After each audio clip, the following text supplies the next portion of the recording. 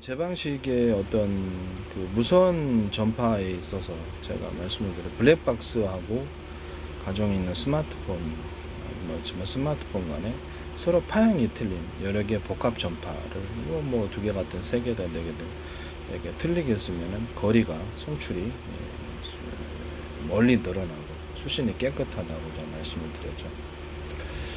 워키토키 방식이라고, 워키토키도 이제 이 방식으로 이렇게 서로 파형이 뜬 여러 개의 전파를 써가지고 거리를 늘리고 신호를 깨끗하게 하는 기술은 제 기술 구조라는 것을 말씀을 드립니다. 서로 파형이 틀린 복합 전파는 그렇죠, 뭐 두 개나 세 개나 네 개나 뭐 수십 개나 수많은 전파를 섞어서 쓸 수 있고, 그 전파를 어떤 전파를 썼는지 알 수 없다는 점에서 비밀 통신이 가능하다는 것. 주파수처럼 보면은 거기 TV 채널처럼 여기 한 100개 정도를 만들 수도 있다라고 좀 말씀을 드렸습니다. 스마트폰에서도 워키토키 방식으로 해가지고 자체적으로 무선으로 송수신 구조를 가질 때 서로 파형이 틀린 여러 개의 전파를 수십 개도, 물론 정부 당국에서 허가만 나면 그것도 만들어서 그것을 TV 채널처럼 해서 하나의 통신선이 너무 과하게 신호가 이렇게 그쪽에 하면은 신호가 이렇게 막혀 있으면 다른 쪽으로 다른 채널을 통해서 신호를 우회해서 할 수도 있고요. 또 각 목적에 따라서 하나는 영화, 하나는 각 주파수가 여러 개, 한 10개 정도 있다고 이론적으로 생각했을 때 5개나, 그렇죠. 채널 그걸 하나의 TV 채널처럼 해서 하나의 인터넷선이 막히면 다른 건 인터넷선, 이런 것 이렇게 쓰듯이 쓸 수 있다라는 것을 말씀드립니다. 군에서 이제 통신도 앞으로 이런 구조를 쓰거나 하시면 제 기술 구조가 되겠다. 인공위성 간의 통신도, 인공위성도 이렇게 송수신 구조를 보통 몇 개만 두시잖아요. 50개, 100개 이렇게 둬가지고 하나의 인공위성 그 발사체에서 이렇게 탑재해가지고 수많은 송수신 구조를 만들어주는 거죠. 가령 예를 들면은 인공위성에다 스마트폰 1000개를 보내면 거기서 이렇게 송수신 할 수 있는 구조가 되는 거잖아요. 이론적으로 이게 말이 안 되지만은 쉽게 이해하기 위해서 송수신 구조를 가진 스마트폰을 1500개를 하면 인공위성이 그 많은 회선을 따라서 여러 가지 일을 할 수 있단 말이에요. 이런 형태로 인공위성을 모스크든 어디든 제작을 하시면 제 기술 구조가 되겠다라는 것을 말씀을 드립니다. 인공위성에서도 가능하고 어떤 그 비행체 아니면 인공위성 같은 게 추락했을 때 드론 같은 것을 임시로 통신선을 통신위성처럼 하늘에 이렇게 떠올려 가지고 고고도에서 그것을 송수신 구조를 가지게 함으로써 임시를 대체할 수 있다. 인공위성은 시간이 걸리잖아요. 그럼 이거는 고고도 정도에서는 신호를 송수신해서 스마트폰이다. 그래서 뭐 위성 인터넷, 위성 스마트폰, 위성 수신 스마트폰, 위성 수신 방송 이런 것들을 대체할 수 있다라는 것을 말씀을 드립니다. 그래서 위성 통신 하시고 위성 인공위성 하실 때 이렇게 송수신 구조를 수천 개 이렇게 해서 10,000개도 상관없어요. 자잘하면. 그래서 송수신 채널을 서로 파형이 틀린 주파수를 뭐 수십 개, 수백 개, 수천 개 이렇게 허가만 나면은 통해서 채널처럼 해서 할 수 있다라는 것을, 이런 기술 구조를 계속해서 발표를 해왔고, 그래서 기술 구조를 쓰시면 제 기술 구조가 된다라는 것을 말씀드립니다. 모든 형태의 통신 수단이 무엇이 됐든 무전기가 됐든 서로 파형이 틀린 여러 개의 전파를 쓰고, 서로 파형이 틀린 여러 개의 전파를 2개나 3개나 4개나 어떤 것을 쓸 수 있는지 알 수 없는 비밀 전파 방식이 되겠습니다. 수없이 창출할 수 있고 신호가 더 멀리 가고 또 신호도 뚜렷합니다. 이런 방식을 쓰시면은 제 기술 구조가 되겠다라는 것. 그 중에 하나로서 이 키보드 무선 신호, 마우스 무선 신호, 또 초인종, 그렇죠. 무선 초인종 같은 것들도 이렇게 무선 신호를 통해서 이렇게 할 때, 또는 TV 전파 방식도 무선 송수신 방식으로 이렇게 했을 때 서로 파형이 틀린 여러 개의 전파를 사용을 해서 하실 때 전파 방식으로 그러니까 리모컨을 사용하시면 제 기술 구조가 되겠다라는 것을 말씀을 드립니다. 서로 파형이 틀린 전파를 CCTV, CCTV가 유선도 있지만 무선도 될 수 있잖아요. 무선 CCTV 안에서 뭐 경찰 핸드캠 같은 이렇게 머리에서는 이렇게 캠 있잖아요. 경찰 뭐 어떤 경찰 캠, 각종 어떤 산업상에 있어서 캠을 이렇게 달고 찍을 때도 그때도 서로 전파 방식을 서로 파행이 틀린 여러 개의 전파를 사용하시면 제 기술 구조가 되겠습니다. 인터넷 통신 회사 같은 데서도 서로 파행이 틀린 여러 개의 전파를 가지고 무선 기지국을 운영해서 무선으로 어떤 스마트폰 회사가 됐든 인터넷 회사가 됐든 무선으로 송수신을 할 때 서로 파행이 틀린 여러 개의 전파를 사용하셔서 제 방식을 침해하시고 남의 아이디어와 기술을 도둑질해서 상업화시키면 이것은 반드시 문제가 된다라는 것을 말씀을 드립니다. 자신들의 기술을 개발해서 쓰시라고 아니면 기술료를 지급하고 하시는 것이 올바르다고 말씀을 드립니다. 또는 전파를 쏠 때 전 세계를 수천 분의 1로 가로 세로로 나누고 그것을 그 가로 세로의 좌표를 숫자로 표시하며 그것을 1cm 단위로 하늘로 올릴 수도 있고 지하로도 내릴 수 있으며 그것은 바닷속에서도 지하로 내릴 수 있다. 그것을 각각 좌표로서 표시한다. 그래서 이것은 모든 곳에 쓰일 수 있다. 자율주행 로봇도 되고 자율주행 차량도 되고 군 어떤 A사 레이더에서도 이 좌표 방식을 사용할 것이다. 인공위성에서도 신호를 쏠 때 좌표 방식으로 쏠 수 있다. 좌표 방식으로 무선 송수신 구조를 가지는 이런 구조를 A사 레이더에서도 좌표 방식으로 해서 나의 위치와 상대방의 위치, 뭐 어떤 전투기나 드론 같은 데 또는 함정 같은 데서 상대방 위치를 파악할 때 나의 위치를 파악하고 상대방 위치를 파악할 수 있는 거죠. 이런 형태의 전 세계를 수천조 분의 1로 가로 세로로 쪼개서 그래서 숫자로 각 점을 표시한 것. 상대방을 전파를 쏴서 상대방 움직일 거리 전파를 여러 군데 쏴가지고 동서남북 원하는 방향 쪽에 상대방의 전투기다. 그러면 그쪽 부분 전파를 쏴가지고 움직이는 방향, 어떤 각도 이런 것들 또 속도 이런 것들을 쏴서 알아낼 수 있다라는 거죠. 그래서 일단 미리 거기다 움직이는 예상되는 것을 요격 무기를 쏜다라는 거죠. 이런 개념의 A사 레이더를 좌표 방식으로 쓰시면 제 기술 구조에 해당합니다.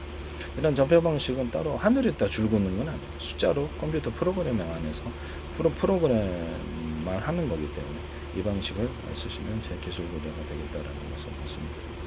스마트폰 안에서 컴퓨터 안에서도 어떤 형태의 제품 안에서도 좌표 방식으로 고장난 부분을 표시할 수 있고요.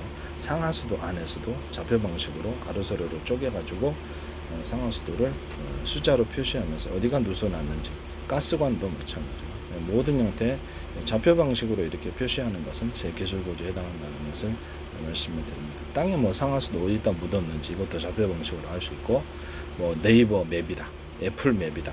이렇게 구글 맵이다. 그러면 구글 이런 맵지도를 만들 때도 여기서 좌표 방식으로 하고 내비게이션도 좌표 방식으로 할 수 있습니다. 하늘 위에서도 좌표 방식으로 해서 맵지도를 만들 수도 있어요. 그런 방식으로 하시면은 제 기술 구조를 도둑질하고 침해하는 것 대신에 반도체의 신호 송수신, 반도체라는 부품 작은 부품과 기판 안에서 반도체 부품이 들어간 어떤 저장 장치 모든 형태의 저장 장치가 되겠습니다. 하드 디스크뿐만 아니라 대용량 저장 장치도 마찬가지고 정보를 송수신하고 입출력하는 데 있어서 가로 세로로 쪼개가지고 좌표 방식으로 숫자로 표시해서 정보를 입출력하는 이런 방식은 제 기술 구조에 해당합니다. 가령 뭐 자율주행 차량이다, 자율주행 로봇이다 그러면 그 공장 아니다 그러면 그 공간을 가로 세로로 쪼개고 자동 높이까지 계산해주고 이렇게 좌표를 따라서 사람을 피해서 착착착착 움직일 수 있는 거죠. 자율주행 로봇이. 그럼 자율주행 차량도 그럴 수 있겠네요. 그렇죠. 자율주행 차량도 좌표를 따라서 맵과 가령 도로 맵이다. 그러면 맵을 딱 그것을 파악하고 좌표 방식으로 또는 사람이 있다 그러면 우선 멈춤 이렇게 상황별로 숫자 방식으로 다 표시를 한다는 거죠. 그래서 좌표 방식으로 이동을 하는 거예요.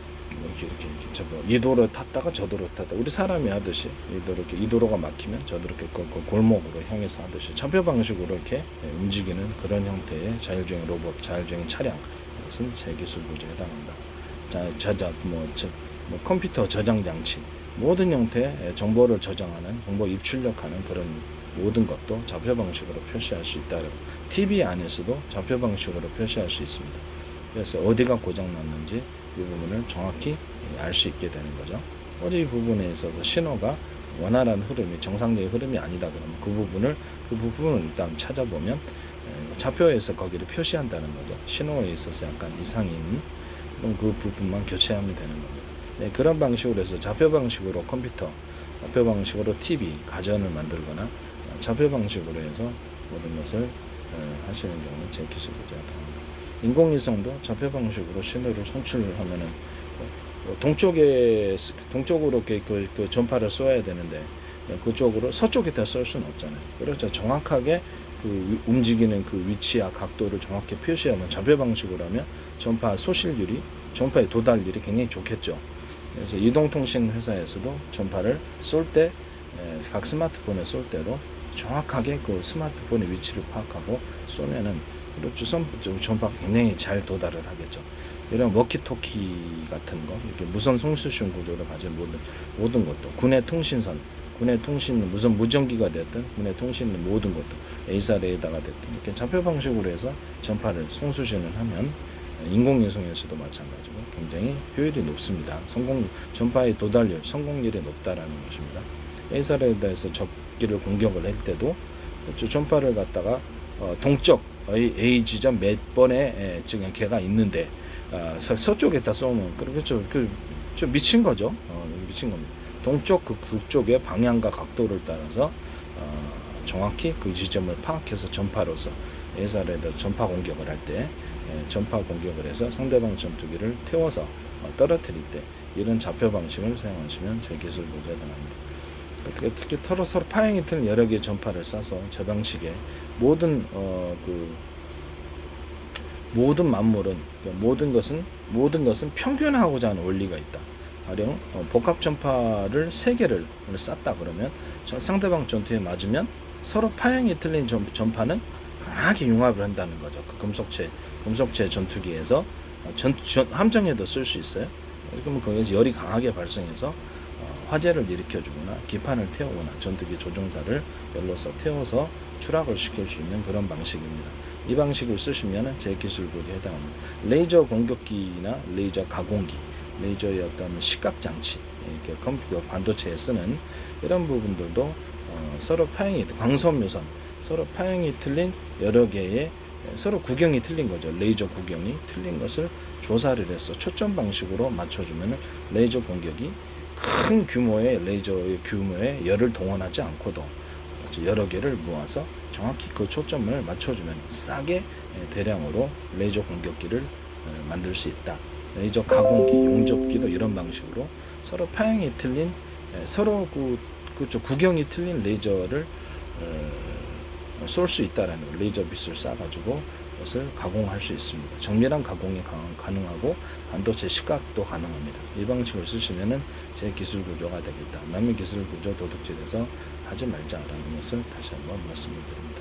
전기선 안에서도 서로 굵기가 틀린 전기선을 구리선이 되겠습니다. 피복 안에, 전기선 피복 안에 인위적으로 배치하는 것이 주파수 방식으로 이런 형태의 전기선을 만드시면은 제 기술 구조가 되겠다. 그런 전기선 안에 약간 뭐라 그럴까, 일단 모터 안에서도 구리선 들어가잖아요. 여기서도 서로 굵기가 틀린 전기선을 구리선을 넣어주면은 주파수 방식으로 해서 동력이 강하게 됩니다. 이 방식도 제 기술 구조에 해당합니다. 또 모든 형태의 모터 안에서도 서로 굵기가 틀린, 두께가 틀린 연구 자석들을 여러 겹으로 배치하는, 그래서 파워를 증가시켜주는, 이것도 제 기술 구조에 해당합니다. 이것은 태양광 전지판에서도 사용할 수 있고, 전지판과 연결해가지고 전기를 생산하는 구조에도 모든 형태의 모터에는 다 들어갑니다.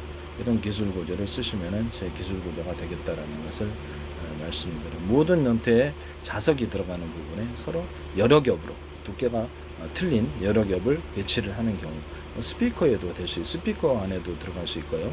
이것도 제 기술 구조에 해당한다는 것을 말씀을 드립니다. 그 다음에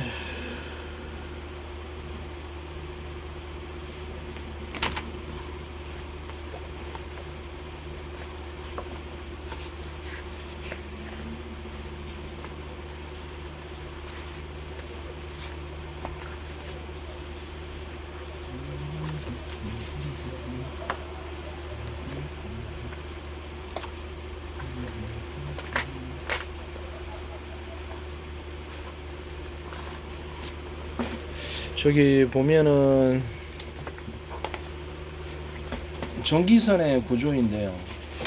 전기선에 있어서 전기선도 될 수 있고요, 광섬유선도 될 수 있고요, 동축 케이블 선도 될 수 있습니다. 동축 케이블이라고 했을 때, 이렇게 했을 때 동축 케이블을 지금 현재보다 얇은 구조의 동축 케이블을 쓰시면 제 기술 구조에 해당합니다. 제가 말씀을 드렸는데 전기선은 발열 때문에 두껍게 구리선을 처리해야 되고, 피복 안에 있는 구리선을 원래 이제 정한 것보다 좀 두껍게 해야지 안정성이 높은 거죠.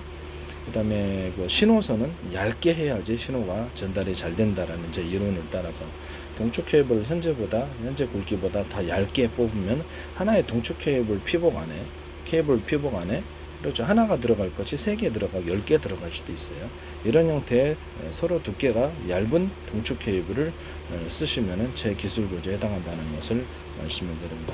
이것은 전 세계 지적재산권으로서 남의 기술 구조로 제가 어느 정도 과학을 이해를 하고 있기 때문에 이런 기술을 만들어낼 수 있는 겁니다. 그것을 동축 케이블을 현재보다 얇게 하거나 하나의 케이블 선 안에 동축 케이블을 얇게 만들어서 여러 가닥 또는 수십 가닥도 들어갈 수 있다라는 것을 말씀을 드립니다. 광섬유선도 마찬가지다. 광섬유선도 현재보다 얇게 들어가는 광섬유선은 제 기술 구조에 해당합니다.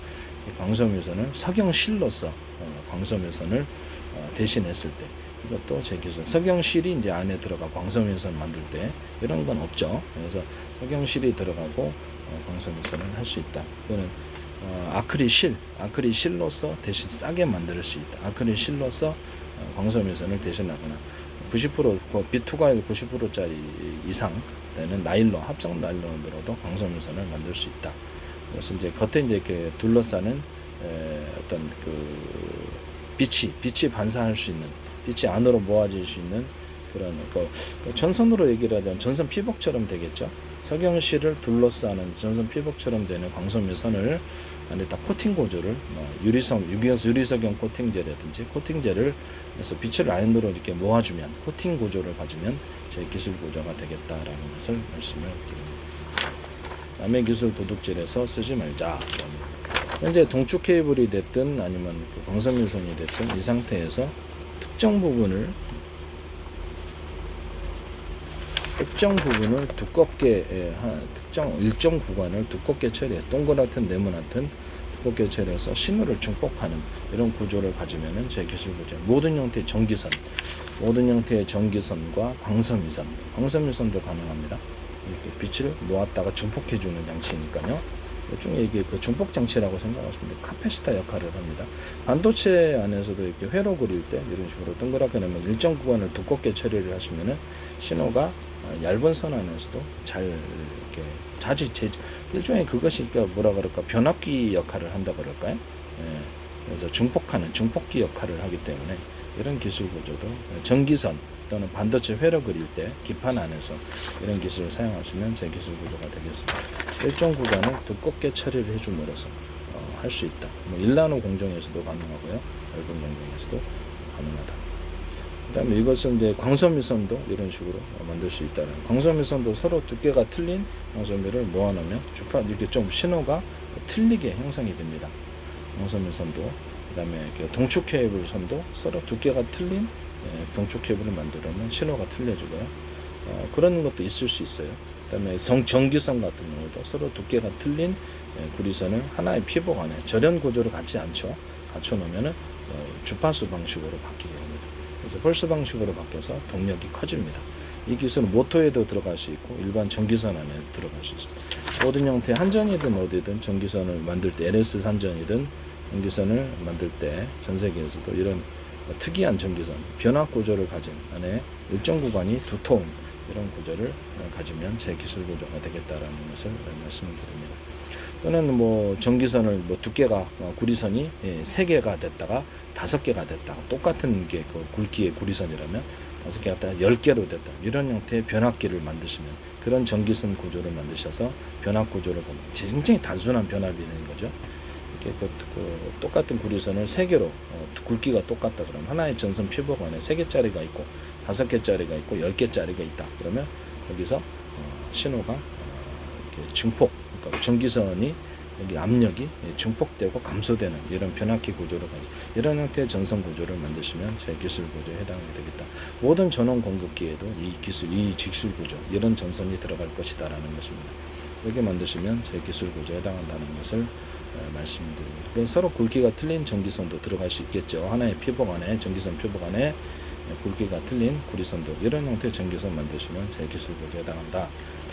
남의 기술 도둑질해서 상업화시키지 말아달라는 것입니다. 그것은 제 기술 구조에 해당합니다. 네.